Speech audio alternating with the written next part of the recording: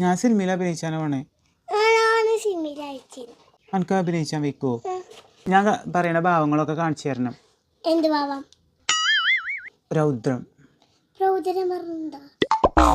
9 ഭാവങ്ങളില്ലേ? അതിലത്തെ എല്ലാ ആ പേടി, ആ സങ്കടം, അഹങ്കാരം.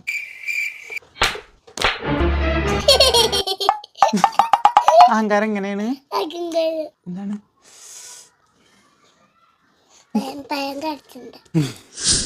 ബീബൽസം. അത് കാട്ടണം, എന്നാലും സിനിമയിൽ കൊണ്ടുപോവാ. അതാ ബീബൽസം. ശൃംഗാരം എന്തേലും നാട്ട് ശൃംഗാരം. ഞാൻ പോവാ, ഒറ്റക്ക് കളിച്ചോ.